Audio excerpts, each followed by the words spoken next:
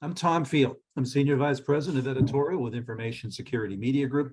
My topic of discussion today, end-to-end OT patch management. I'm delighted to welcome to the virtual studio, John Livingston. He's CEO of Verve Industrial. John, it's a pleasure to have the opportunity to speak with you today. Great to be with you. I'm really excited for our conversation, Tom. So set the context for us here. How is OT patch management distinct from traditional software patch management, which we all talk about? So there's a variety of things that make it different. Most fundamentally is the types of devices that you are trying to patch in an OT environment. So obviously in the IT world, you've got your servers and your workstations, you have mobile devices, et cetera. As you cross over into the world of OT, you have all of those, but you also have PLCs and embedded controllers and protective relays and all sorts of other things, where the IT toolkit starts to fall apart as you move into these other embedded type of devices with running firmware, et cetera. So that's the first piece. The second is the environments in which you are patching, even on the traditional OS type devices, are these environments are very sensitive. Oftentimes they're running, 24/7, 365. So the approaches that we take to patching in the IT world oftentimes fall apart as you bridge over into these environments that need to be up. You can't just reboot the turbine and expect it to just come back online like you do with your laptop. And then I guess the third piece is the resourcing. Most of these environments are highly distributed, manufacturing plants all over the place, substations. In the IT world, we have a central team of folks who patch, all of our systems wherever they are.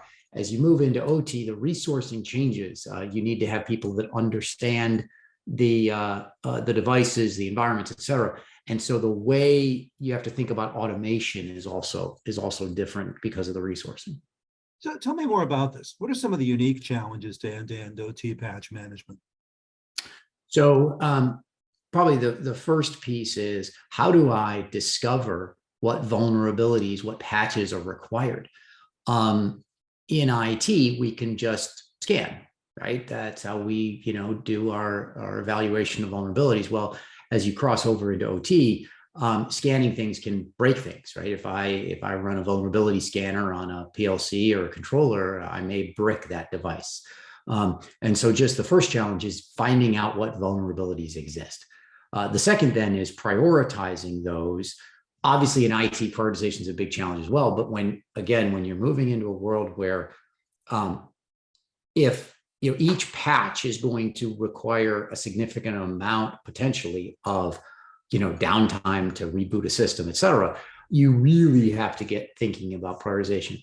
And then the third challenge is, how am I going to remediate a patch or achieve the same objective as I would of applying patch when I can't?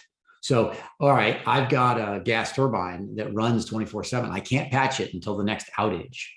Well, I need to figure out some compensating control, some mitigating control that I can put in place on that asset until I can patch it. And so in IT, we often have siloed, right? So there's a patch management team, and there's a separate group that maybe the configuration management team, and a separate group that's doing vulnerable. Well, in OT, you really need to think about all these things together because you may not be able to patch right away. So I'm really going to have to find some mitigating control to solve that. So those are a few of the challenges and some of the ways around those challenges in OT. Now, as you know, there are people in our industry that say OT can't be patched, but you say it's doable. How? That is a very common refrain. You just can't patch it. So we might as well just monitor, network behavior and we'll stop the attackers by detecting them. You can do this, and there's 3 or 4 ways of doing that. So the first is, we need to apply an OT specific vulnerability management approach, where you get data directly from those endpoints without having to scan them.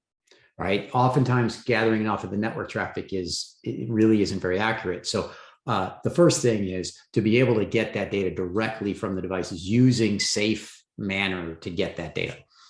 The second piece of patching is then I have to prioritize those patches and decide, which ones apply, et cetera. And again, by using technology to automate that, we can make a lot of progress on prioritizing those.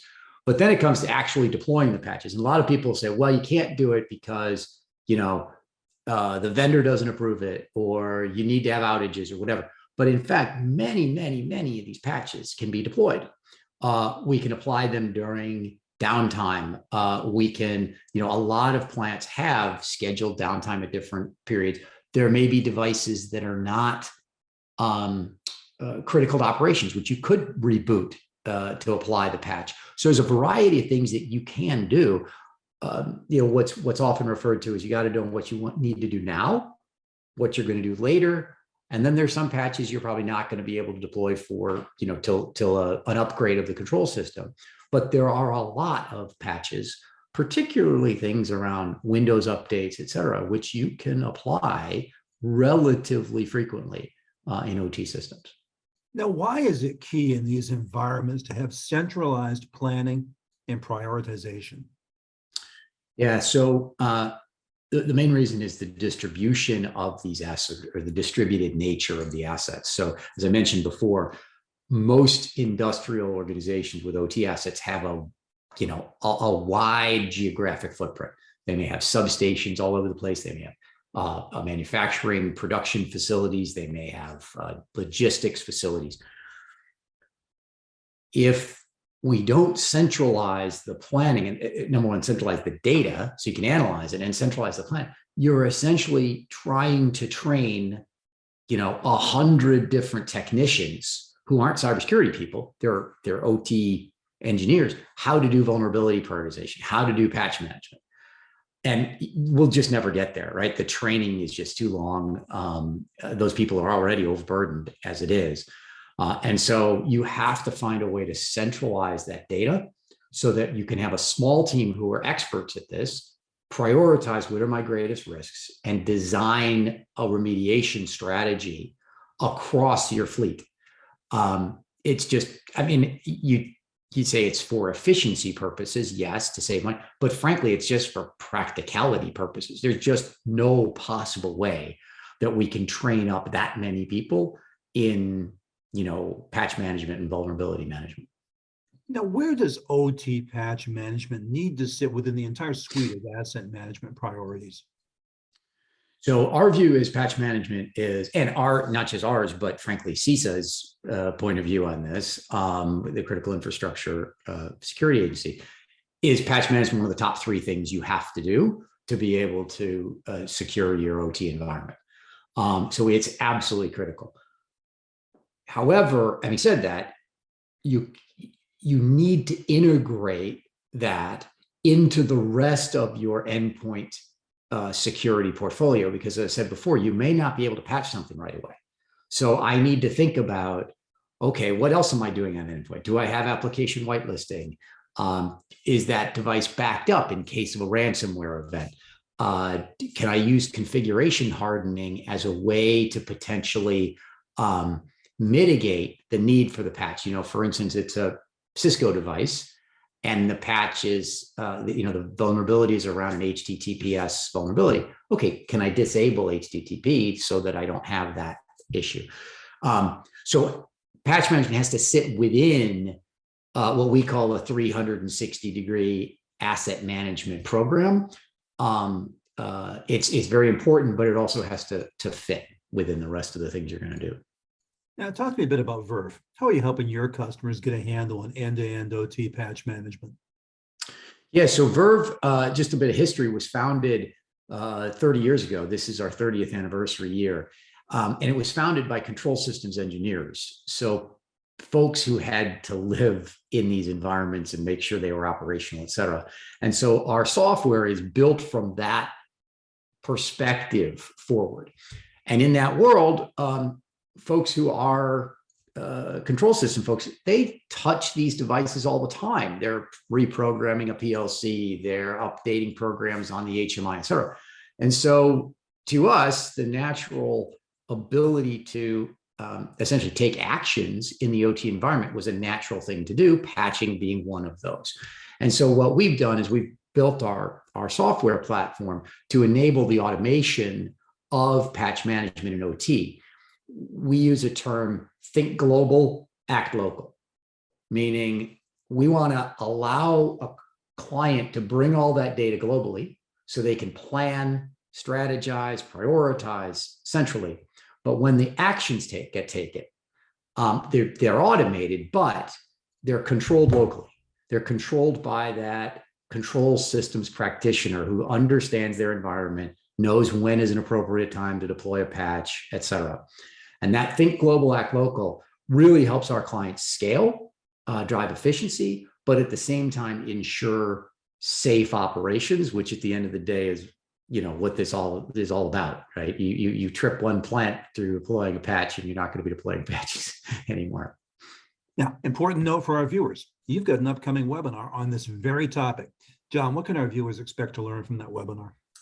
Yeah, so we're going to talk through some case studies of how we've done this. We have a 6-step process that we work through with our clients, where we, both identifying the vulnerabilities and risks, reviewing patches, deploying them, et cetera. So we're going to walk through that very structured 6-step process. We're going to talk about lessons learned, tricks of the trade, and we're going to be, clear about the kinds of technology that we think you really need to be able to do this efficiently and effectively within an OT environment. So those are the kind of key things we're going to talk about. Look forward to working with you on that as well. John, thanks so much for your time and insight this afternoon. Absolutely. Looking forward to that webinar as well. Thanks, Again, the topic is end-to-end OT patch management. That's John Livingston. He's CEO of Verve Industrial. Please stay tuned for more information about this upcoming webinar. Meanwhile, for Information Security Media Group, I'm Tom Field. Thank you for your time and attention today.